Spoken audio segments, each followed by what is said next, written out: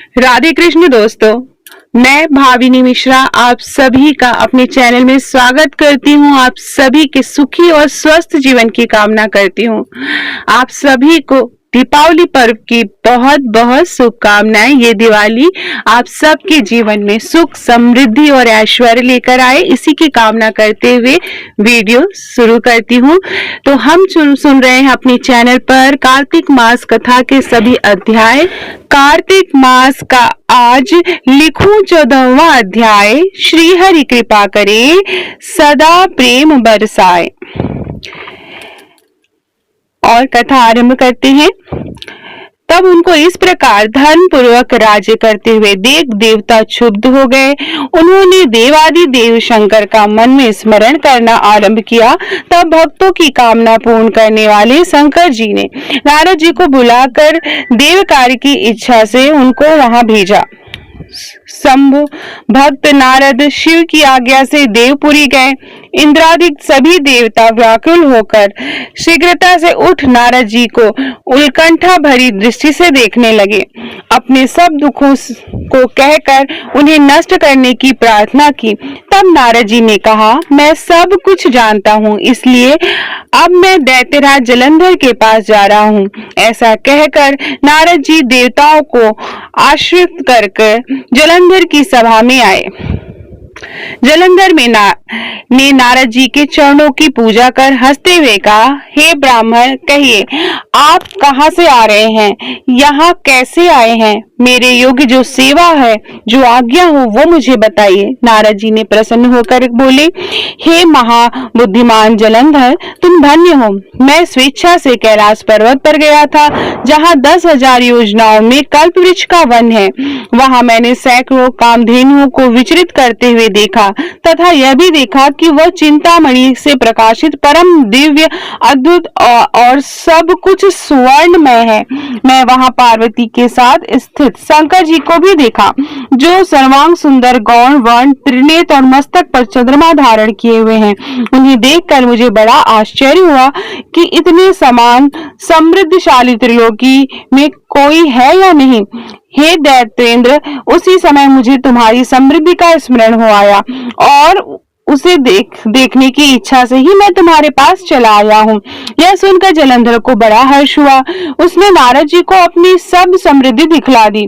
उसे देख नारद जी ने जलंधर की बड़ी प्रशंसा की और कहा कि निश्चय ही तुम त्रिलोकपति होने योग्य थे। ब्रह्मा जी का हंसमुख विमान तुम ले आए हो। त्रिलोक, पाताल और पृथ्वी पर जितने भी रत्न आदि है, सब तुम्हारे ही तो है। ऐरावत, उच्चैश्रवा, घोड़ा, कल्पवृक्ष और कुबेर की निधि भी तुम्हारे पास है। मणियों और रत्नों के ढेर भी तुम्हारे पास लगे हुए हैं। इससे मैं बड़ा प्रसन्न हूँ, परंतु तुम्हारे पास कोई स्त्री रत्न नहीं है। उसके बिना तुम्हारा यह सब फीका है। तुम किसी स्त्री रत्न को ग्रहण करो। नारद जी के ऐसे वचन सुनकर दैत्यराज काम से व्याकुल हो गया और उसने नारद जी को प्रणाम कर पूछा कि ऐसी स्त्री कहाँ मिलेगी जो सब रत्नों में श्रेष्ठ हो। नारद जी ने कहा, ऐसा रत्न तो कैलाश पर्वत में योगी शंकर के पास ही है। उनकी सर्वांग सुंदरी पत्नी देवी पार्वती बहुत ही मनोहर है। उनके समान सुंदरी मैंने किसी और को नहीं देखा। उनके उस रत्न को उपमा तीनों लोकों में नहीं की जा सकती। देवर्षि उस दैत्य से ऐसा कहकर देव कार्य करने की इच्छा से आकाश मार्ग में चले गए। तो ये था कार्तिक मास कथा का अध्याय 14। अध्याय 15 शुरू करते हैं। श्री विष्णु भगवान की कृपा हो सब पर अपरंपार। कार्तिक मास का कमल करे 15वां विस्तार। राजा पृथु ने नारद जी से पूछा, हे मुनि श्रेष्ठ, तब दैत्यराज ने क्या किया, वह सब मुझे विस्तार से सुनाइए। नारद जी बोले, मेरे के चले जाने के बाद जलंधर ने अपने राहु नामक दूत को बुलाकर आज्ञा दी कि कैलाश पर एक जटाधारी शंभु योगी रहता है, उससे उसकी सर्वांग सुंदरी भार्या को मेरे लिए मांग लाओ। तब दूत ने शिव के स्थान में पहुंचा और परंतु नंदी ने उसे भीतर सभा में जाने से रोक दिया, किंतु वह अपनी उग्रता से शिव की सभा में चला ही गया और शिव के आगे बैठकर दैत्यराज का संदेश कह सुनाया। उस राहु नामक दूत के ऐसा कहते ही भगवान शूल पानी के आगे पृथ्वी फोड़कर एक भयंकर शब्द वाला पुरुष प्रकट हो गया, जिसका सिंह के समान मुख था। वह नृसिंह ही राहु को खाने चला। राहु बड़े जोर से भागा, परंतु उस पुरुष ने उसे पकड़ लिया। उसने शिव जी की शरण ले ली और अपनी रक्षा मांगी। शिव जी ने उस पुरुष से राहु को छोड़ देने को कहा, परंतु उसने कहा, मुझे बड़ी जोर से भूख लगी है। यदि तुझे भूख लगी है तो शीघ्र ही अपने हाथ और पैरों का मांस भक्षण कर ले। और उसने वैसा ही किया। अब वह केवल अपना सिर शेष मात्र रह गया। तब उसका ऐसा कृत्य देख शिव जी ने प्रसन्न हो उसे अपना आज्ञापालक जान अपना परम प्रिय गण बना लिया। उस दिन से वह शिव जी के द्वार पर स्क्रीति मुख नामक गण होकर रहने लगा। तो ये थी कार्तिक मास कथा का अध्याय 15। तो चलिए प्रेम से बोलेंगे ओम नमो भगवते वासुदेवाय। आइए अब सुनते हैं दीपावली पूजन की कथा। इसे सुनना अनिवार्य होता है। तो दीपावली का पर्व कार्तिक मास की कृष्ण पक्ष की अमावस्या तिथि को मनाया जाता है। इस दिन माता लक्ष्मी और भगवान गणेश जी की पूजा अर्चना की जाती है। तो आइए दीपावली के दिन सुनी जाने वाली एक प्राचीन कथा है। प्राचीन समय में एक नगर में एक साहूकार रहता था। उसकी एक लड़की थी जो बहुत ही पूजा पाठ किया करती थी। वह रोजाना पीपल देवता की पूजा करती थी। एक दिन लक्ष्मी जी ने उस लड़की को दर्शन दिए और उस साहूकार की लड़की से बोली कि मैं तुम पर बहुत प्रसन्न हूँ, इसलिए तू मेरी सहेली बनना स्वीकार कर ले। लड़की बोली, क्षमा कीजिए, मैं अपने माता पिता से पूछकर बताऊंगी। इसके बाद वह अपने माता पिता की आज्ञा प्राप्त कर श्री लक्ष्मी जी की सहेली बन गई। श्री महालक्ष्मी उससे बड़ा प्रेम करती थी। एक दिन महालक्ष्मी जी ने उस लड़की को भोजन जीमने का निमंत्रण दिया। जब लड़की भोजन पाने को गई तो लक्ष्मी जी ने उसे सोने चांदी के बर्तनों में खाना खिलाया और सोने की चौकी पर बैठाया और बहुमूल्य दिव्य दुशाला उसे ओढ़ने को दी। यह सब देखकर वह बहुत ही भावुक और प्रसन्न हुई। भोजन खत्म होने के बाद लक्ष्मी जी ने साहूकार की लड़की से कहा कि मैं कल तुम्हारे यहाँ जीमने आऊंगी। लड़की ने स्वीकार कर लिया और अपने माता पिता से सब हाल कहकर सुनाया। तो सुनकर उनके माता पिता बहुत प्रसन्न हुए, परंतु लड़की उदास होकर बैठ गई। कारण पूछने पर उसने अपने पिता को बताया कि लक्ष्मी जी का वैभव तो बहुत बड़ा है, मैं उन्हें कैसे संतुष्ट कर सकती हूँ। उनके पिता ने कहा कि बेटी गोबर से पृथ्वी को लीप कर जैसा भी बन पाए उन्हें रूखा सूखा श्रद्धा और प्रेम से खिला देना। यह बात पिता के कहने भी न पाए कि सहसा एक चील मंडराती हुई आई और किसी रानी का नौलखा हार वहीं डाल गई। यह देखकर के साहूकार की लड़की बहुत प्रसन्न हुई और उस हार को थाल में रखकर बहुत बढ़िया दुसाले से ढक कर रख दिया। तब तक श्री गणेश जी और महालक्ष्मी जी भी वहां आ पहुंचे।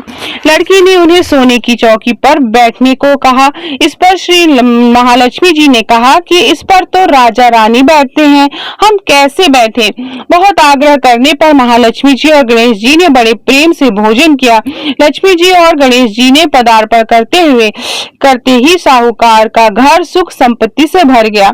हे महालक्ष्मी जी, जिस प्रकार साहूकार का घर धन संपत्ति से भर दिया, उसी प्रकार सभी के घरों को धन संपत्ति से भरकर उन्हें कृतार्थ करे। तो ये थी दीपावली पर सुनी जाने वाली कथा। अब हम सुनेंगे तुलसी चालीसा और तुलसी माँ की आरती।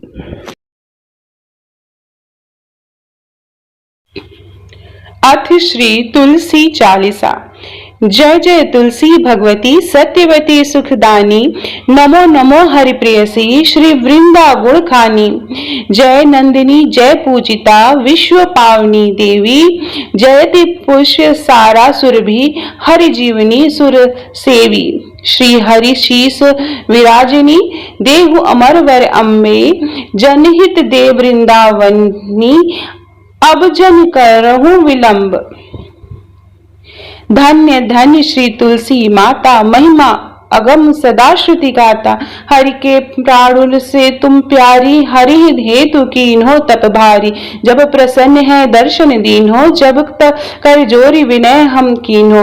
हे भगवंत कंत महो, दीन जानी जाने छोड़ूं। सुनी लक्ष्मी तुलसी की बानी, दीन्हो श्राप क्रोध उर आनी। अस आयोग वर मांगन हारी, होई है विपट तुम जड़ तनुधारी। सुनि तुलसी श्रेयो तेहि ठामा, करो वास तनु नीचन धामा। दियो वचन हरि तब तत्काला, सुनहु समुख जनि हो विहाला। समय पारी है हो पति तोरा, पूजो आस वचन सत मोरा। तब गोकुल मह गोप सुदामा, तासु भाई भई तुलसी तू वामा। कृष्ण रास लीला के माही, राधे चाक्यो प्रेम लखिनाही। दियो श्राप तुलसी तत्काला, नर लोकहि तुम जन्महु बाला। भयो गोप वह दानव राजा, शंख चूड़ नामक सिर ताजा। तुलसी भई तासु की नारी, परम सती गुण रूप अगारी। अस है कल्प बीत जब गए हूँ, कल्प तृतीय जन्म तब भय हूँ। वृंदा नाम भयो तुलसी को, असुर जलंधर नाम पति को। करि अति द्वंद अतुल बल धामा, लीना शंकर से संग्रामा। जब निज सैन्य सहित शिवहारे, मरहि न तब हरहि पुकारे। पतिव्रता वृंदा थी नारी, को न सके पति संहारी। जब जलंधर ही भेष बनाई, वृंदा डींग हरि पहचो जाय। शिव हित लही करी कपट प्रसंगा, कियो सतित्व धर्म तेहि भंगा। भयो जलंधर कर संहारा, सुनि वृंदा उर शोक अपारा। तिहि छर दियो कपट हरि टारी, लखि वृंदा दुख गिरा उचारी। जलंधर ही जस हथ्यो अभीता, सोई रावण है हरहि सीता। अस प्रस्तर सम हृदय तुम्हारा, धर्म खंडी मम पतहि संहारा। यही कारण लही श्राप हमारा, होए तनु पाषाण तुम्हारा। सुनि हरि तुरत ही वचन उचारे, दियो श्राप तुम बिना विचारे। लाख्यो नन निज करतहि पति को, छलन चहो जब पार्वती को। जड़मणि तहु अस हो जड़ रूपा, जगमहि तुलसी विपट अनुपा। धरो रूप हम शालिक रामा, नदी गंड की बीच ललामा। जो तुलसी दल हमहि चढ़ाई, सब सुख भोग परम पद पाई। बिन तुलसी हरि जलत शरीरा, अतिशय उठत शीश उर पीरा। जो तुलसी दल हरि शिर धारत, सो सहस्त्र घट अमृत डारत। तुलसी हरि मन राजनी हारी, रोग दोष दुख भंजनिहारी। प्रेम सहित हरि भजन निरंतर, तुलसी राधा में नहीं अंतर। व्यंजन हो 56 प्रकारा, बिन तुलसी दल हरे न प्यारा। सकल तीर्थ तुलसी तरु छारी, लहत मुक्ति जन संशय नाही। कवि सुंदर इक हरि गुण गावत, तुलसी निकट सहस गुण पावत। बसत निकट दुर्वासा धामा, जो प्रयाग ते पूर्व ललामा। पाठ करहि जो नित नर नारी, होई है सुखी भाष्य ही त्रिपुरारी। तुलसी चालीसा पढ़हि तुलसी तक गृहधारी, दीप दान करि पुत्र फल, पावहि बांध्यो नारी। सकल दुख दारिद्र हरि, हरि है परम प्रसन्न। अतिशय धन जन लाहसी गृह, बसहि पुरा अन्न। तहि लहि अधिमत फल जगत महे, लहि पूर्ण सब काम। जय दल अर्पहि तुलसी, तह सहस बसहि हरिधाम। तुलसी महिमा नाम लख, हलसी सुत सुख राम। मानस चालीसा रच्यो, जगमह तुलसी धाम। इति से तुलसी चालीसा समाप्तम। तो प्रेम से बोलिए तुलसी मैया की जय। अब तुलसी माता की हम आरती पढ़ेंगे। आरती वृंदा तुलसी की, प्राण की प्यारी प्रभु जी की। कंचन थार कपूर की बाती, करत प्रकाश हृदय दिन राती। देखी लक्ष्मी हूँ दौड़ी आती, नित नव होती आरती घी की। जो उन्नति नित चहे सुमति मति, तुलसी ही भजहि कहीं कमलापति। आरती वृंदा तुलसी की, प्राण की प्यारी प्रभु जी की। तुलसी दल बिनु जिन्हि लगे अति, मैं और मिठाइयों फीकी, हे भगवती सती भय भंजनी, तुलसी पाप ताप मद गंजनी, आरती वृंदा तुलसी की, प्राण की प्यारी प्रभु जी की, नित्य नूतन मानस मनोरंजनी, हरि की परम प्रिया तिनी की, प्रेम होत जह तुलसी माही, भूलहि तह यमदूत न जाहि, सुंदर दास रहत अगनाही, भजति मिटह भव जलनी जी की, आरती वृंदा तुलसी जी की, प्राण की प्यारी प्रभु जी की, आरती वृंदा तुलसी जी की, प्राण की प्यारी प्रभु जी की।